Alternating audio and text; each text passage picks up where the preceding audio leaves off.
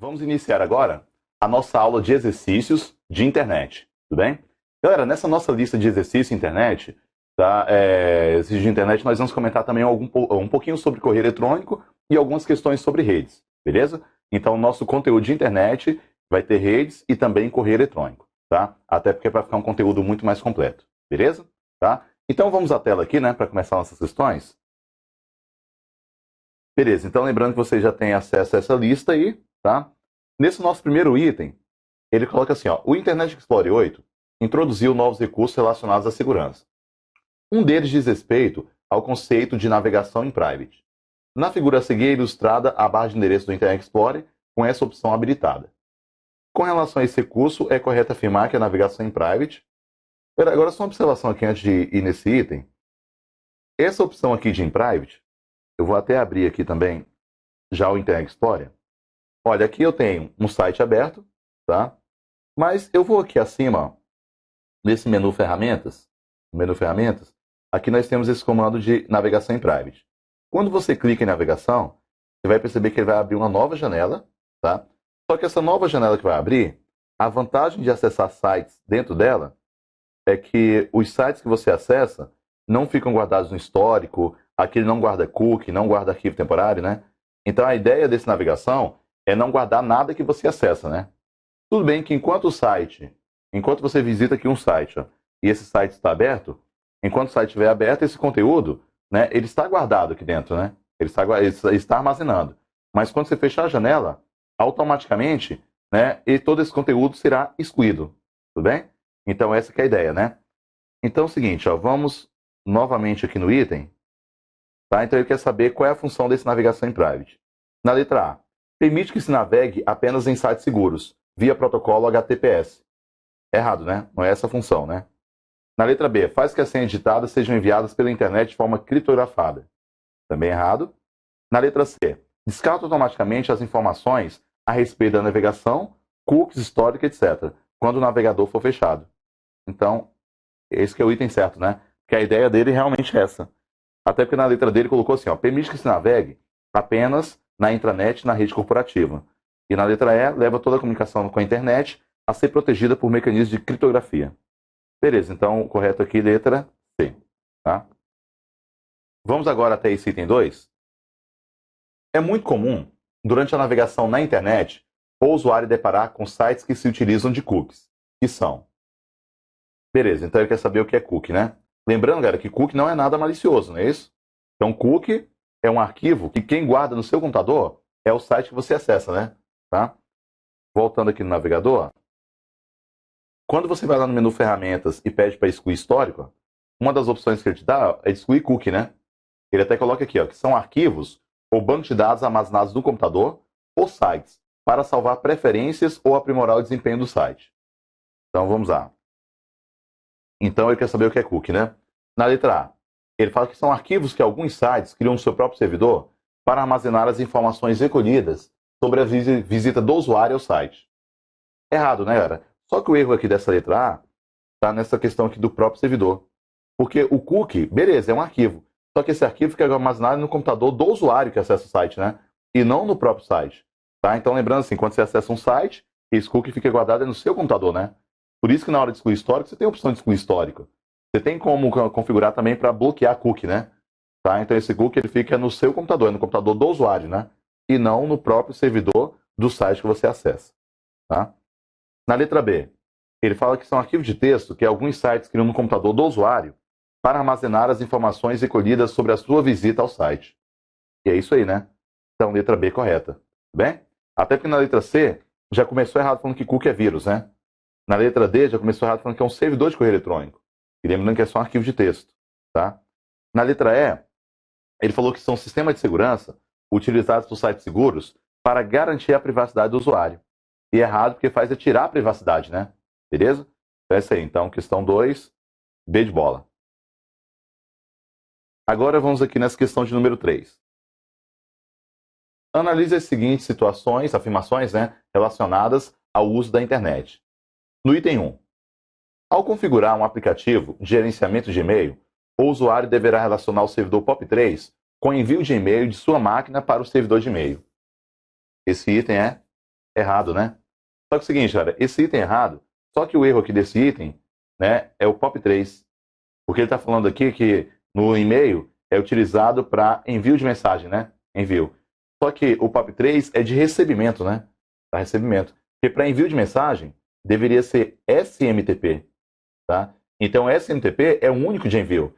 Então SMTP aqui ficaria correto, mesmo com esse deverá que ele fala aqui, ó, tá? Porque SMTP é o único de envio, né? Então realmente deverá ser o SMTP para envio, né?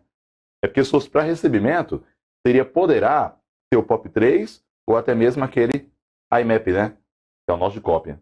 Tudo bem? Então o item errado aqui no POP3, porque o certo deveria ficar SMTP. Agora no item 2.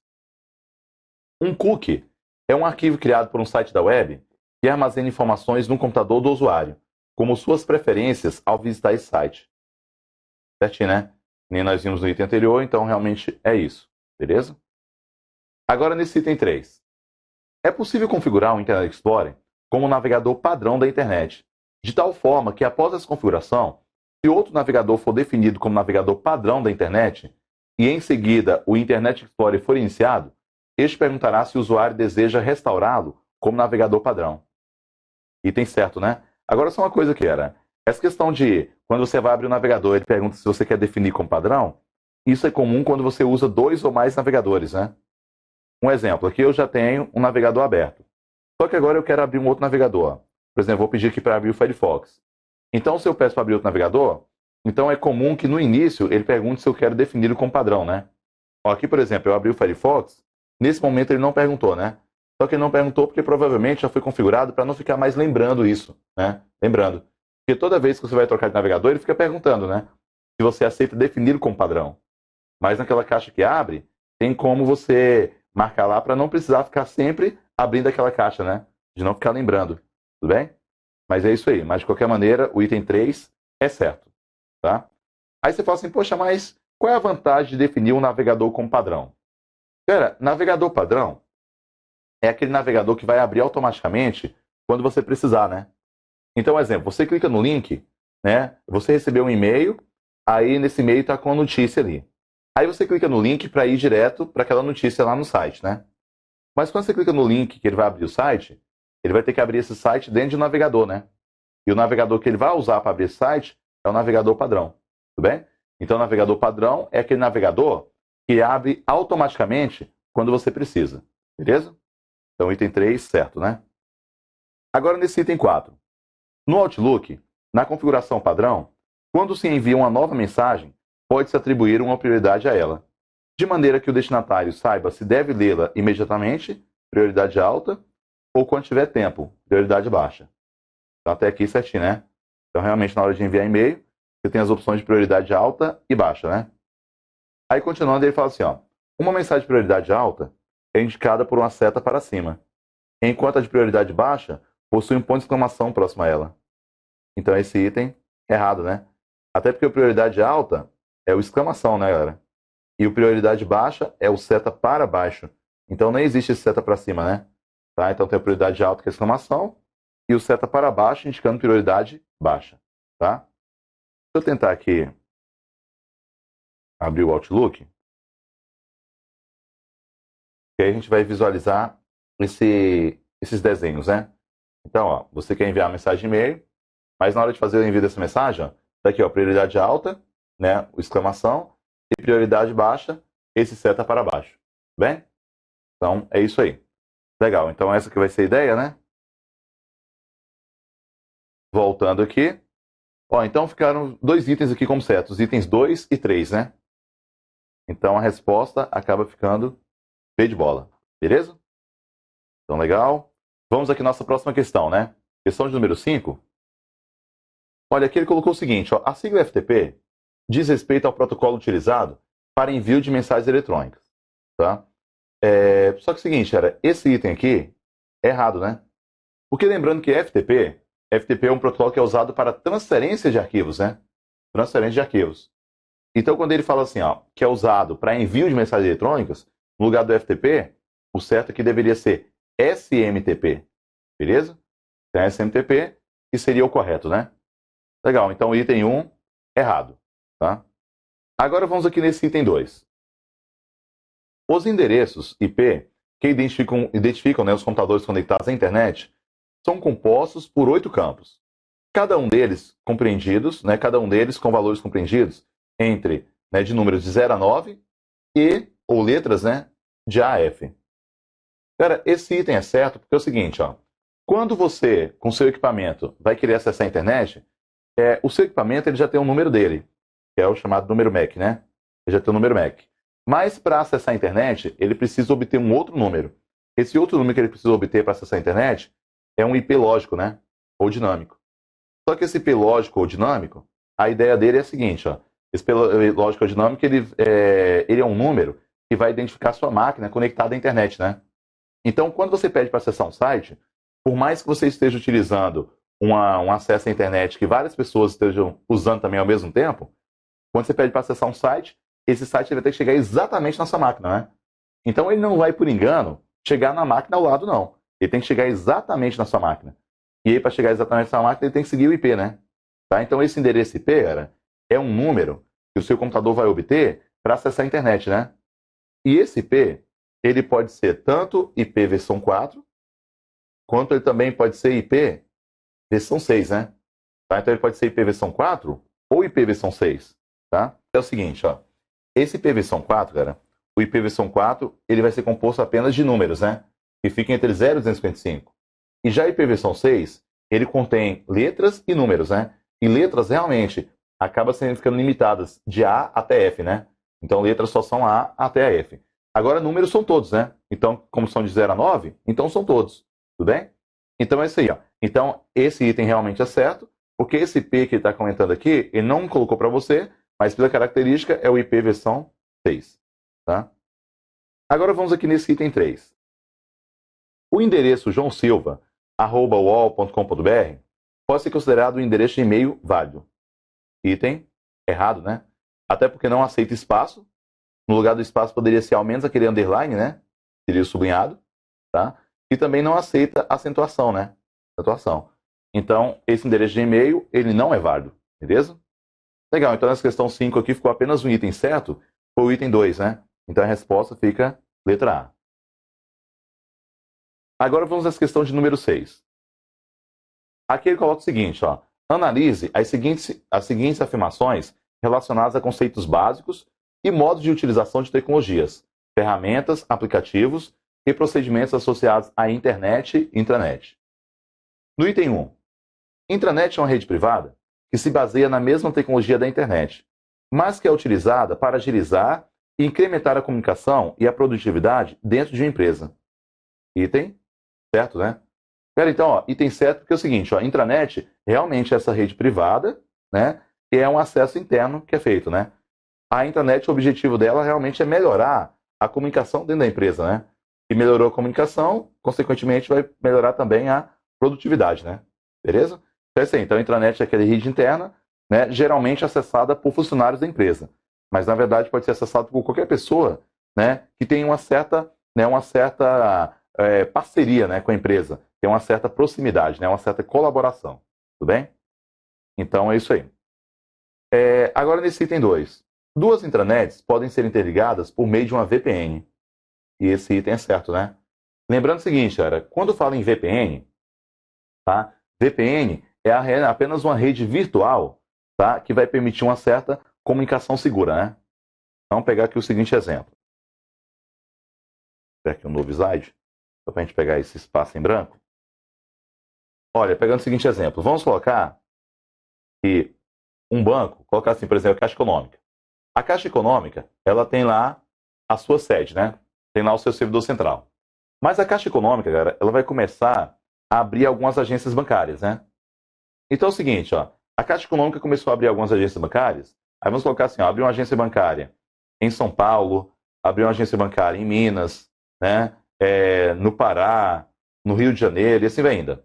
Então ela começa a abrir algumas agências bancárias, só que quando ela começa a abrir essas agências, ela precisa levar uma comunicação segura do servidor central dela, né, da Caixa, até cada agência bancária, né? Então precisa ter uma comunicação segura, tá, com cada uma delas. Claro que não vai fazer assim, a Caixa abriu uma agência bancária lá em São Paulo, então vamos pegar um cabo daqui e mandar até essa agência de São Paulo. Não, não é assim. Então ela não vai pegar um cabo e vai ficar mandando para cada instituição, não, né? Mas o que acontece é o seguinte, galera. Ela não vai mandar um cabo para cada agência bancária, mas ela precisa ter uma comunicação segura entre o servidor central do banco e cada agência bancária. E essa comunicação segura, ela vai utilizar para fazer comunicação, ela vai utilizar aqui VPN, né? Então ela vai utilizar VPN para fazer essa comunicação. Então, quando fala em VPN, VPN é como se fosse um cabo, né? Só que esse cabo não existe fisicamente, tá? Então esse cabo é apenas algo virtual, tudo bem? Então, que até nas teorias, geralmente ele chama VPN de túnel virtual, né? E é isso mesmo. Então o VPN é um túnel. Só que esse túnel não existe fisicamente, né? É apenas algo virtual. E a vantagem, então, desse túnel virtual, que é a VPN, a vantagem principal é a segurança, né? Até porque tudo que tem a ver com segurança, seja criptografia, certificação digital, é usado em VPN, né? Então, VPN é uma maneira de comunicar duas áreas privadas usando essa rede pública, mas utilizar de uma forma segura, né? Tudo bem? Então, VPN é essa rede virtual segura. E aí é o seguinte, então, voltando aqui nesse item, tá no item 6, da questão 2 aqui, o item é certo, né? Até porque para ligar duas internets, realmente podem ser interligados por meio de VPN, né? Aí você fala assim, poxa, mas ele falou que podem, não é devem, não? Não. Podem ser, porque pode ser que duas intranets sejam interligadas por uma conexão normal, sem usar VPN, né? Só que claro que vai ter o problema de segurança. Então, VPN, a vantagem principal é a segurança, né? E também tem vantagem na questão de velocidade de dados, tudo bem? Então, é isso aí. Legal, agora nesse item 3. O comércio eletrônico é normalmente definido como a arte ou técnica de vender produtos elétricos ou eletrônicos, por meio de redes interconectadas que utilizam tecnologias baseadas em rede. Esse item aqui vai ser errado porque é o seguinte, ó. Aqui ele deu uma certa ideia de comércio eletrônico é normalmente definido como a arte ou técnica de vender produtos elétricos ou eletrônicos. E não é bem assim, né? Então, o comércio eletrônico seria a compra ou venda de qualquer tipo de produto, e não apenas elétricos ou eletrônicos. E agora no item 4, no comércio eletrônico seguro, os parceiros comerciais devem utilizar apenas suas intranets para trocar informações e realizarem transações seguras, tá? E esse item aqui, vai ser errado, né? Porque área segura não é somente na intranet. Na internet também tem sua área segura, né? Tanto que na internet, quando você acessa lá um site que aparece de forma padrão lá, HTTPS, tá? E o cadeado, ali acaba sendo uma maneira de indicar uma área segura, né? Tudo bem? Então é isso aí. Então, questão 6, ficaram os itens 1 e 2 aí como certos, né? Então a resposta fica a letra C. Agora vamos na questão de número 8. Com relação ao correio eletrônico, assinale a opção correta. Uma das propriedades do Outlook é a varredura de vírus antes de encaminhar qualquer tipo de e-mail. Tá? Galera, item errado, porque é o seguinte, ó, se você marca certo aqui, você está indicando que toda vez que você vai enviar um arquivo por e-mail, tá? Que o Outlook automaticamente vai escanear. E não é assim. O Outlook ele nem possui antivírus, né? O que pode acontecer é o seguinte, cara. O que pode acontecer é que quando você vai anexar um arquivo, né, ou receber um arquivo, né, o antivírus que você tem à parte é escanear. Mas o Outlook mesmo, ele não tem antivírus para escanear. Porque o antivírus é instalado à parte, né? Então, item errado. Na letra B. Antes de encaminhar uma mensagem, o Outlook compacta todos os arquivos anexos em um único arquivo chamado e-mail.zip. Também errado a letra B, né? Então também errado porque é o seguinte, cara. Quando você envia arquivo, se você anexar um arquivo compactado, beleza, você vai enviar ele compactado. Agora, se você anexar um arquivo normal sem compactar, você vai enviar ele sem compactar, né? Então a ideia, tá, é que você consegue até enviar arquivo compactado, mas quem tem que fazer essa compactação é o próprio usuário, né? E na letra C, ele coloca que para enviar um e-mail, o destinatário deve estar online. E é errado porque quem tem que estar online para enviar e-mail é o remetente, né? O que é o destinatário, galera, por mais que ele não tenha conexão nesse momento, ele vai receber o e-mail, né? Só que em nuvem, tudo bem? Então, um exemplo, se eu te mando uma mensagem de e-mail, tá? Em um momento em que você não tem acesso à internet, você vai perceber que mesmo assim esse e-mail vai ser recebido, né? Só que ele vai ficar lá no seu e-mail, para que quando você entre depois que tiver internet, você consiga consultar o que você já recebeu em outros momentos, né? Bem? E na letra D, para utilizar o Outlook, tá? É necessário que o serviço de webmail esteja funcionando, tá? Também é errado. Galera, lembrando assim, o Outlook, ele funciona mesmo sem acesso à internet, né? Então o Outlook ele funciona mesmo sem acesso à internet. E o que acontece é o seguinte, ó, por mais que não tenha internet ou por mais que o seu servidor de e-mail não esteja funcionando, ele Outlook vai funcionar, tá? Então se você usa uma conta do Gmail e nesse momento o servidor do Gmail não está funcionando, né? Então você vai perceber que mesmo assim o Outlook funciona. Claro que algumas coisas você não vai conseguir fazer, né? Que é receber os e-mails atualizados, né? Ou enviar aquele e-mail que está na caixa de saída, enviar agora mesmo, você não vai conseguir. Então algumas coisas ficam pendentes, né? Mas de qualquer maneira, o Outlook ele funciona. Tá?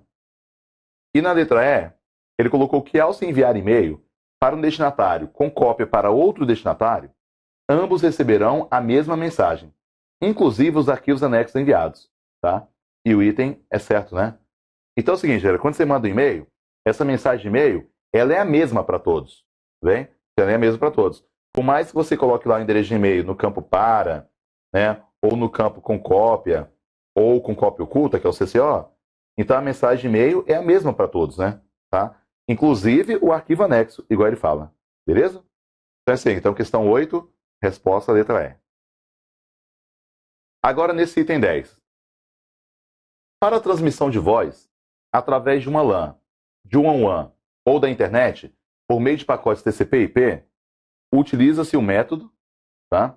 Então é o seguinte, ó, quando ele fala assim, para a transmissão de voz através de uma LAN, quando ele fala LAN, ele só está indicando rede local, né? Que é a menor das redes, né? Então, rede local. Ou de uma WAN, então quando ele fala WAN, é uma grande rede, né? Que é uma rede geograficamente distribuída. Tá? Então, assim, então ele está indicando assim, que é para a transmissão de voz através de uma pequena rede, ou de uma grande rede, ou da internet, por meio de TCP/IP, utiliza-se o método, e a resposta aqui vai ser VoIP, né? Então, VoIP é a comunicação de voz sobre IP, né? Então, é a comunicação de voz pelo acesso à internet. Então, aqui vai ser VoIP, beleza? Até porque Telnet é somente uma forma de efetuar acesso remoto, né? Tá? Message então é só comunicação, como é o caso do Skype. ICQ já é mais antigo e também já temos atualizações dele, né? Também, tá? Também só permite comunicação, como faz o VoIP, né? Quer dizer, como faz o Message, tá? E DNS é só um conversor de número em texto, né? Tá? Então a resposta realmente vai ficar letra E. Agora vamos aqui nesse item 11. Nas transações com cartão de crédito, em que se utilizam navegadores na internet, para certificar-se de que as informações transmitidas estejam criptografadas e dificultem o acesso de hackers, normalmente é preciso, tá? Então é o seguinte, então ele está falando assim, que na transação de cartão de crédito, você quer certificar de que aquele recurso que você está acessando realmente é seguro, né? Que é um acesso criptografado para evitar, então, qualquer tipo de invasão, tá? Ou qualquer tipo de ação mal intencionada, tudo bem? E assim, uma forma que você tem de verificar quando uma página ela realmente é segura ou não, vamos tentar pegar aqui um exemplo. Então, acessar aqui o site do Banco do Brasil. Beleza, aí você quer acessar um determinado site, mas você quer saber se é uma área segura, né? Aí, de forma padrão, para saber se é uma área segura ou não, o que você pode fazer é visualizar a certificação da página, né? Então, visualizar o certificado digital dessa página, tá? Então, enquanto abre aqui, deixa eu ver se tem algum outro recurso aberto. Ó, esse exemplo aqui, ó. Aqui nós temos um site, tá? Aí temos aqui o cadeado, né? Aí o S-cadeado está indicando uma página segura. Então você pode clicar no cadeado para tentar verificar, né, informações sobre o certificado digital dessa página. Então, quando você clica aqui para visualizar informações sobre o certificado, aqui ele colocou o seguinte, ó. Aqui ele colocou que é para garantir a identidade do computador, aqui é para provar a identidade, aí ele mostrou aqui um número IP, né, e tudo. Aqui ele mostra quem é o proprietário do certificado digital. Aqui em detalhes, ó, ele vai mostrar versão, número de série, validade do certificado digital, requerente, né? Ele mostra que a chave que está aqui é a chave pública. Então, assim, aqui ele começou a dar informações sobre, né, o proprietário desse certificado digital, tá? Então, isso aqui é uma forma de saber se a página realmente é segura, verdadeira, né? Então, aqui, ó, então ele quer saber o que você pode fazer, né? Na letra A, verificar se o provedor de acesso possui certificação, tá? Só que a letra A é errada, galera. Porque o que você quer saber se possui certificação não é o provedor de acesso. Você quer saber se o site possui certificação, né?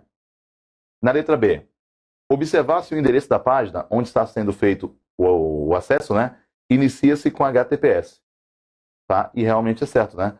Então você tem que verificar se inicia com HTTPS. É uma maneira de verificar se é uma área segura, né? Até porque na letra C ele fala solicitar uma senha para acesso ao seu provedor. Não, não é isso. Só utilizar computadores de uso público, né? Menos ainda, que esse aqui vai ficar inseguro, né? E na letra E, utilizar um navegador especialmente feito para transações com cartão de crédito. E é errado porque não existe esse navegador especialmente feito para utilização de cartão de crédito, né? Então, o correto aqui, B de bola. Agora, nessa questão de número 12, tá? Aquele que é a correta, tá? Só que primeiro tem que jogar os itens e lá no final marcar o item correto, né? Vamos aqui, ó. Item 1. Um cookie é um arquivo passível de ser armazenado no computador de um usuário e pode conter informações utilizáveis por um website quando este for acessado pelo usuário, tá? Então, até aqui ele está falando então para você que cookie é um arquivo passível de ser armazenado no computador do usuário, que é para guardar informações sobre esse próprio usuário, né? E o item realmente é certo até aqui, né? Aí depois ele fala, ó, o usuário deve ser cuidadoso ao aceitar um cookie, já que os navegadores da web não oferecem opções para excluí-lo, tá? Então, errado. Até porque uma das opções que você tem, galera, é excluir cookie, né? Tá? Então, excluir cookie é uma das opções que você vai ter, tudo bem? Então, item errado. Agora, nesse 2. Firewall é um programa que tem por objetivos proteger uma rede de computadores contra acessos e tráfego indesejados, proteger serviços e bloquear a passagem de conexões indesejáveis, como, por exemplo, as vindas da internet com o objetivo de acessar indevidamente dados corporativos ou pessoais. E esse item realmente é certo. Então, assim, ó, firewall é um recurso de segurança, né? Tá? Então, assim, ó, quando você vai usar firewall, vamos até tentar executar aqui o firewall do Windows mesmo, né? Ó, então, quando você vai usar aqui o recurso de firewall, ele já fala para você ó, que o firewall do Windows ajuda a impedir que hackers ou software mal intencionados obtenham acesso ao seu computador pela internet ou por uma rede. E é isso mesmo, né? E além de firewall, então, impedir a ação de hacker ou software mal intencionados, você pode chegar aqui ó, e configurar o firewall para filtrar tudo que entra ou sai dessa máquina, né? Então, tudo que entra ou sai dessa máquina, você pode configurar aqui por meio do firewall, ó. Ao filtrar o que entra, o que sai, indicar quais são as regras de segurança, né? Tá? Monitorar cada usuário para saber o que cada um acessa, o que cada um faz, né? Essa que é a ideia, tudo bem? Então é isso aí. Então, voltando aqui para a nossa questão, esse item 2 realmente é correto. Tá? Agora no item 3. Cookies são pequenos arquivos de texto usados para gravar as configurações de segurança criadas para determinado ambiente de rede, incluindo todas as proteções habilitadas para acesso do Internet Explorer. Tá? Galera, é o seguinte, ó. Aqui ele colocou que cookies são arquivos de texto. Beleza, até aqui certinho. Só que ele falou que são usados para gravar configurações de segurança criadas para determinado ambiente de rede, incluindo as proteções para acesso do Internet Explorer. Aí o item é errado.